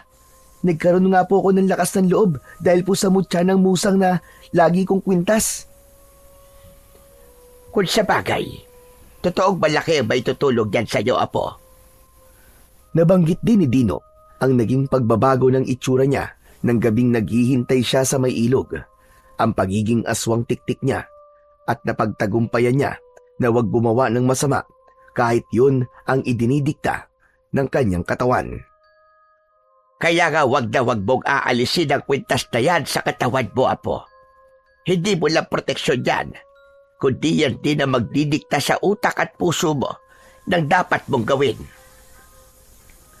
Pero kayo po, Lola SP, wala po kayong mutya. Paano niyo po napaglalabanan yung pagiging aswang tiktik niyo? Sa tagal ng panahon na nilalabanan ko yon sa tulong ng mutya, ay napapasunod na ng utak ko ang aking katawan sa kung anong nararapat. Kaya mas kailangan mo yan, Apo. Kahit maging aswang ako, hindi ko nahahangarin pa ang gumawa ng masama. Kaya kong labanan yon. Nakakabilib po kayo, Lola SP. Saka pala, wag na wag mo munang ipapaalam kay Tema ng tungkol sa kutob mo. Baka mamaya kapag nalaman niya yan, ay sabihin niya yon kay Aurora. Masisira ang plano mo, Apo. Oo nga po, Lola SP. Pero ibig ko pa rin po makatiyak kung tama nga ba ang hula ko. Anong gagawin mo, Apo? Babalik po ako dun sa may ilog. Ako na mismo magbabantay dun para na rin sa kaligtasan po ng mga kababaryo natin. Samantala, kung bakit wala si Steve sa bahay, ay nagpunta pala ang binata kay Aurora. Salamat at naisipan mo kong dalawin, Steve. Oo naman. Alam mong oras-oras ay ikaw palagi ang iniisip ko eh. Totoo ba yan, Steve? Oo naman. Ay siya nga pala, dinalang kita ng konting prutas. At eto, bulaklak na rin ang gumamela. Nakita ko kanina habang naglalakad ako eh. Naisipan kong pitasin. Pasensya ka na ha. Okay lang. Ang mahalaga naalala mo ko. Siya nga pala, wala ka yatang kasama ngayon. Hindi mo ba kasama si Kulit? Sino? Si Dino? Hindi na muna. Sinisira ng lokong inang diskarte ko eh. Kaya hindi ko na pinaalam na pupuntahan kita. Kung sa bagay, mainam din na di mo siya kasama. Ha? Bakit naman? Basta. Steve, talaga bang gusto mo ko? Ha? Oo naman. Babalik ba ako rito kung wala akong gusto sa'yo? Biglang hinawakan ng babae ang kamay ng binata. Napapitlag si Steve, pero nagustuhan niya ang ginawang yon ni Aurora. Tila may kung anong kuryente na gumapang sa kanyang katawan. Kuryente na nagpainit ng kanyang pakiramdam na kanyang nagustuhan. Oh, bakit parang naninigas ka yata, Steve? Ano kasi? Hindi ko lang inaasahan na hahawakan mo ang kamay ko. Ikaw talaga? Kamay pa nga lang ang hinahawakan ko sa'yo eh. Ganyan ka na? Paano kung sa hita kita hawakan? Gaya nito? Naku po! Ano bang ginagawa mo, Aurora? Uy, parang hindi ko na kaya. Alin lang hindi mo na kaya, ha? Maaari mong gawin ang gusto mo, Steve. Total, tayong dalawa lang dito. Ha? Talaga? Kahit ano? Oo naman. Akmang yayakap sana si Steve kay Aurora dahil natatangay na siya ng kanyang nararamdaman nang makarinig siya ng boses mula sa labas ng kubo. Boses yun ng batang si Jojo. Anak ng kagaw naman, oo. Bakit nagkaroon pa ng istorbo bigla? Ayun na nga eh. Malapit na eh. Isang-isa na lang eh. Makakapupog na ako eh. Ay nako, naunsyami pa. Tumayo si Steve at lumabas ng kubo. Hinarap nito si Jojo. Pagalit na kinumpronta ni Steve ang bata. Ano bang kailangan mo ha, bata? Di ba, ikaw yung pinsan ni Dino? Nakita kasi kita na pumasok ka dyan sa kubo eh. itatanong ko sana kung kasama mo ang kaibigan ko. Wala siya rito. Naiwan dun sa bahay. Kung gusto mo siyang makita, puntahan mo dun, wag dito. Dahil nakakastorbo ka. Galit ka ba? Saka ang sungit mo naman. Sabi ni Dino mabait ka, pero hindi pala. Para hindi ako maging masungit sa'yo, umalis ka na lang dito at puntahan mo na lang si Dino dun sa bahay. Sige na, sige na. Tumalikod na ang batang si Jojo at nagbalik naman sa loob ng kubo si Steve. Subalit nang magbalik siya sa loob ng kubo, ay ganun na lamang ang pagtataka ng binata nang datnan niya na may hawak na kahoy si Aurora. Aurora, ba't may hawak ang kahoy? Oh, ituloy na natin yung naudlot kanina. Diba, gusto mo rin naman? Hindi na sinagot ng dalaga ang tanong ni Steve, kundi hinataw niya sa ulo ang binata gamit ang hawak na kahoy. Nawalan ito ng malay. Hinatak yun ni Aurora at itinali sa kanilagyan din ng kapirasong tela ang bibig upang hindi ito makasigaw. Ama lang sa iyan, Steve. Kailangan hindi ka makauwi para mamayang gabi. Hindi na ako mahirapang humanap ng aking biktima. Dahil nandito ka na. Kailangan ko ang iyong sariwang dugo. Dahil maaaring maubusan ng dugo ang aking katawan. Dahil kaming mga linta ay nabubuhay sa dugo. At napakasarap pala ng dugo ng tao kaysa sa dugo ng mga hayop. Samantala, hapon na ay wala pa rin si Steve, kaya nag-aalala na si Lola SP. Talaga bang hindi mo alam kung saan nagpunta ang pinsan mo, Dino? Hindi nga po, Loli. Wala siyang sinabi sa akin eh. Pero kung may pupuntahan man si pinsan, malamang dun po yun sa bahay ni Aurora. Diyos ko, delikado yun sa kanya. Lalo na ngayong sabi mo nga posibleng ang babaeng yun ang nilalang na sumisip-sip ng dugo. Isang babaeng linta. Lah, siguro mas maigi po kung pupuntahan ko na lang po siya. Aalamin ko po kung naroon nga po siya. At dapat ko na siyang mapauwi bago pa may mangyaring masama sa kanya. Naglalakad si Dino nang nakita niya ang kanyang kaibigang si Jojo. Uy, best friend, buti nakita kita. Dapat kanina pa kita pinuntahan eh. Kaya lang, may inutos sa akin ng lolo ko. Akala ko nga nandun ka sa kubo ng babae, dun sa may ilog. Nagpunta ako dun kanina eh. Ha? Nanggaling ka dun? Oo, kasi nga nakita ko nandun yung pinsan mo. Akala ko nandun ka rin eh. Nagalit pa nga siya sa akin eh. Ewan ko ba kung bakit mainit ang ulo niya sa akin. Tinanong ko lang naman kung kasama ka niya. Sige tol, kailangan ko munang puntahan dun si pinsan ha. Hinahanap kasi siya ni Lola eh. Salamat. Yayayain pa naman sana kita, tol. Tol, sa sunod na araw na lang. Saka papadilim na rin eh. Kailangan ko nang sunduin si Steve kina Aurora. Kanina pa kasi siya hindi umuwi eh. Hindi na pinilit pa ni Jojo si Dino, kundi hinayaan na lamang nito na puntahan ng kaibigan ang kanyang pinsan. Nang makarating si Dino sa kubo ni Aurora, ay naroon sa labas ng bahay ang dalaga. Lumapit ito at kinausap ang dalaga tungkol kay Steve. Oo, nanggaling nga dito si Steve kanina. Kaya lang, kanina pa siya umalis. Bakit, Dino? Hindi pa ba siya umuwi? Hindi pa eh. Kaya nga nagpunta na ako rito. Baka may pinuntahan lang at pauwi na rin. Kaya umuwi ka na rin dahil dumidilim na. Hindi na pinilit pa ni Dino na alamin kung nagsasabi nga ba ng totoo ang dalaga dahil may nabuo na rin siyang plano. Nagkunwaring umuwi ang bata, subalit ang totoo ay nagtago lamang siya sa isang madamong lugar. Doon siya maghihintay ng dilim. Iba kasi ang nararamdaman niya. Malakas ang pakiramdam niyang nasa loob ng bahay ni Aurora ang kanyang pinsan. Hanggang sa sumapit na nga ang dilim, nagsimula na ring magbigay ng bahagyang liwanag ang sikat ng buwan. Mula sa lugar na pinagkukublihan ni Dino, ay nakita niyang lumabas ng bahay si Aurora. Nanlaki ang mga mata niya dahil nakita niyang walang saplot ang katawan ng dalaga. Si Aurora, nakaburles habang lumalabas ng kubo. Saan pupunta yan? Sa ilog. Doon siya pupunta. Kailangan masundan ko siya. Maingat na sinundan ni Dino ang dalaga.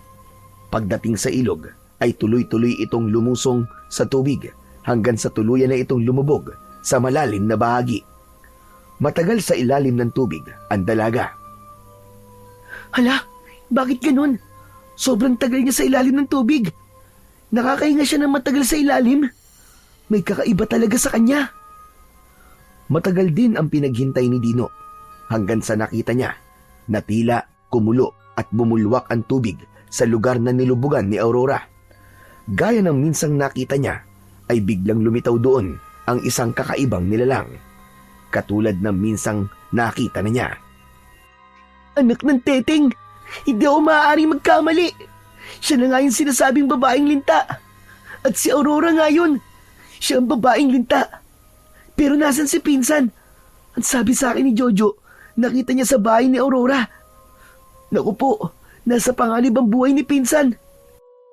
Teka, umahon na sa tubig ang babaeng linta. Pabalik siya sa bahay. Sinundan ni Dino ang babaeng linta na si Aurora sa pagbabalik nito sa kubo. Sumilip siya sa mga siwang ng dingding. Tama ang kanyang hinala. Nasa loob nga ng kubo ang kanyang pinsan na si Steve. Biyag ni Aurora ang kanyang pinsan. Nakita niyang nakatali ang mga kamay at paa nito. Meron ding tela na nakapasak sa bibig nito. Hindi to maaari. May gagawin siyang masama sa pinsan ko. Sa loob ng kubo ay nasa harapan na ni Steve ang babaeng linta. Inalis nito ang tela na nakatakip sa bibig ng binata. Ikaw? Ikaw si Aurora? Ikaw ang halimaw? Oo, isang babaeng linta na ngayon ay pagsasawaan ka, Steve. Para sa akin ang lahat ng dugo mo. Hayop ka! Ikaw pala ang pumapatay at sumisipsip sa dugo ng mga tao! Oo, ako nga. Dahil yon ang pagkain ko. At yun din ang magpapanatili ng aking lakas at kabataan bilang babaeng linta. Peke pa lang yung kagandahan dahil isa kang halimaw! Masama ka! Kampong ka ng dyablo! Kahit ano pang sabihin mo, wala na akong pakialam. Ang tanging alam ko ngayon ay mapapakinamakan kita. Hindi na nakatiis pa si Dino na noon ay nakasidip lang sa mga siwang ng dingding. Pumasok na ito sa loob. Hayop ka! Huwag na huwag mong pakikialaman ng pinsan ko, babaeng linta! Andito ka pala, batang pakialamero! Dito! Dito, pinsan! Salamat at dumating ka! Kailangan ko ng tulong! Huwag ka mag-alala, pinsan. Akong bahala sa'yo. Hindi ako papayag na sipsipin ng babaeng linta na yan ang dugo mo. Ang lakas ng loob mo, bata! Ano bang magagawa mo para iligtas ang pinsan mo? Hindi mo ba nakikita kung anong kaya kong gawin? Baka mamaya ay ikaw naman ang isunod ko. Palagay ko nga ay mas masarap pa ang dugo mo dahil sariwang-sariwa, batang-bata. Huwag mo akong maliitin, demonyo ka! Dahil hindi mo rin ako kilala! Biglang nagbago ang anyo ni Dino. Nagkaroon siya ng mahahabang braso at binti na tinubuan din ng matutulis na kuko. Naging mabalasik din ang mga mata ng bata at nagkaroon ng mahabang dila. Isang bata pero nakakatakot na aswang tiktik ang anyo ngayon ni Dino. Hindi makapaniwala si Steve sa nakitang pagbabago ng kanyang pinsan. O ngayon, kilala mo na siguro ang batang minamaliit mo, Aurora! Akala ko magiging masarap kang putahe, bata. At matitikman ko ang sariwa mong dugo. Ngunit hindi pala. Kundi malalason pala ako sa dugo mo. Kaya ang dapat sa'yo ay maunang mamatay. Pinahaba ng babaeng linta ang kanyang dila upang ipulupot yun sa katawan ng aswang na si Dino. Subalit hinarang yun ng dila din ni Dino na pinahaba din niya. Kaya dila sa dila ang naging labanan. Tila mga ahas na naglilingkisan ang kanilang mga dila. Takot naman na napaurong si Steve habang nakagapos ang kanyang mga kamay at paa. Dahil walang nais magpatalo sa lingkisang nangyayari ng kanilang mga dila, Kaya naghiwalay din ang mga dila ng dalawang nilalang. Ngayon naman ay inatake ng babaeng linta ang batang aswang. Binugahan niya ito ng malapot na likido. Kakaiba ang amoy ng likidong ibinuga ng babaeng linta sa mukha ni Dino. Nagalit siya at gamit ang kanyang matutulis na kuko ay ibinaon niya yon sa katawan ng babaeng linta. Mabilis na bumaon ang matutulis na kuko dahil malambot ang katawan ng babaeng linta. Ang bawat sugat na likha ng matutulis na kuko ng batang aswang ay iniinda ng babaeng halimaw. Mula sa mga butas sa katawan ng linta na likha ng kuko ng aswang ay lumalabas doon ang masaganang dugo. Ang sagupaan ng halimaw na babaeng linta at batang aswang ay nagpatuloy. Wala isa man sa kanila ang ibig na magpatalo. Ginawa ni Dino ang lahat ng makakaya niya upang tapusin na ang babaeng linta. Subalit nang maramdaman ng babaeng linta na nasa peligro na ang kanyang buhay, ay nagbago ito ng anyo. Naging isang dambuhalang linta ito na gumagapang papalabas ng kubo. Bago pa ito makalabas, ay siya namang pagdating ni Lola SP na sumunod pala kay Dino dahil hindi na ito bumalik. Nakita ng matandang babae ang batang aswang. Agad niyang nalaman na yun ay si Dino. Upang matulungan ni Lola SP ang apo, siya man ay nagbago na rin ng anyo at naging isang aswang tiktik din. Humarang siya sa daraanan ng dambuhalang linta na patungo sa ilog. Dahil naroon ang kanyang kaligtasan. Sapagkat hindi makakaya ng mga aswang na lumubog sa ilog at manatili ng matagal sa ilalim ng tubig. Hindi pumayag si Lola SP na makapunta sa ilog ang dambuhalang linta. Habang nakaharang siya, hinihila naman ni Dino ang linta na paulit-ulit na binubutas ang katawan nito gamit ang kanyang matutulis na kuko. Kaya lalong lumalabas ang dugo sa katawan ng madulas na halimaw. Upang tiyakin ang kamatayan ng babaeng linta, ay kinuha na ni Dino ang kanyang suot na mutya ng pangil ng musang. Ibinaon yun sa katawan ng babaeng linta. Tama ang kanyang desisyon dahil nagpupumiglas ito, tila ba lintang inasinan. Hindi malaman kung ano ang gagawin hanggang sa unti-unting natunaw ang babaeng linta. Nang matiyak ng maglola na wala na ang kanilang kalaban at ganap na itong natunaw, ay pumasok sila sa loob ng kubo upang tulungan si Steve. Kaya kitang-kita ni Steve ang itsura ni Lola SP at Dino. Sa mismong harapan ng binata ay nagpalit sila ng kanilang anyo. Sa kanila inalis ang tali na nakagapos sa mga kamay at binti ng binata. Hindi ako makapaniwala na mga aswang kayo, Lola SP, Dino. Apo, saka na namin ipapaliwanag sa iyo ang lahat. Pero wala kang dapat ikatakot, pinsan. Dahil hindi kami aswang na gaya ng iba. Mababait kami at ang hangad lang namin ay kabutihan para sa mga taga rito sa baryo. Wala na ang babaeng linta, kaya makakauwi na tayo.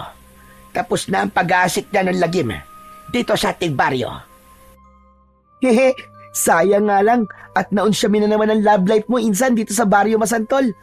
Mukhang malas ka yata talaga sa pag-ibig Kasi naloko ka na naman. Hindi pala totoong tao yung kursunada mo, kundi isang impakta. Nako, hayaan mo na siya. Pero insan, salamat din sa'yo Dahil sa pagiging pakialamero mo, hindi ako napahamak. Tama nga ang hula mo. May itinatago nga pala si Aurora. Sayang, ang ganda pa naman niya. Pero sa loob pala niya, nakakadiri at nakakatakot siya. Hanggang sa lumakad na ang tatlo, pabalik sa kanilang bahay. May mga dapat pang ipaliwanag ang maglola kay Steve dahil sa kanyang natuklasan. Pero isa lang ang tiniyak ni Lola SP. Wala sa lahi ni Steve ang aswang, kaya hindi ito matutulad sa kanila. Ganun pa man, isang aswang na hindi dapat katakutan sina Lola SP at Dino, kundi aswang na handang tumulong para sa kaligtasan at kapayapaan ng kanilang lugar. Sa pagkawala ng babaeng linta, muling babalik ang katahimikan at kapayapaan sa buong baryo. At kung sakaling may dumating mang bagong nilalang na may hatid na lagim, naroon si Dino, ang batang aswang na magtatanggol sa kanila. Walang isinilang na masama dahil lahat tayo ay isinilang na mabuti ang puso. Nasa tao na ang kapasyan kung ano ba ang kanyang pipiliin, ang maging mabuti ba o maging masama. Ito ang kalayaang ibinigay sa atin. Subalit lagi nating isipin na sa pagpili ng masama, meron itong kabayaran at kaparusahan. Kaya lagi nating piliin ang maging mabuti na may pangakong kapanatagan at kapayapaan. Yon mga idol, sana po ay nagustuhan niyo po ang ating kwento. Ngayon naman po ay dumako na po tayo sa inyong pinaka-nire-request at pinaka-hinihintay na shoutout portion. Ano pa pong hinihintay natin? Umpisa na po. Shoutout po, Jean Kapul from Hong Kong. Shoutout Hilario Patra Jasmine from Kuwait. Shoutout po Lightworkers, maraming salamat po sa inyong suporta at pakikinig. Shoutout po Jascha Richter, maraming salamat po sa inyong suporta at pakikinig din sa aking mga channel. Shoutout Renato Lidutabo. Shoutout Richard Resido from Guam. Shoutout Aleli Morales. Shoutout po Big Bautista from Surigao del Sur. Shoutout Janes Cisneros from Dubai. Shoutout po Tess Garcia, salamat po sa inyong laging pakikinig. Shoutout po June Mark Balog from Bulacan. Shoutout po Josephine De Los Trinos from Osaka, Japan. Shoutout John Michael Talakay. At shoutout po JM Carwash and Merjo family. Muli po, maraming salamat po sa inyong walang sawang suporta at pakikinig ng mga kwentong aswang at katatakutan sa aking munting channel na The Voice Addict at Apong Isaac. Hanggang sa susunod pa pong kwento na magpapatindig ng inyong mga balahibo mula sa mundo ng kababalaghan.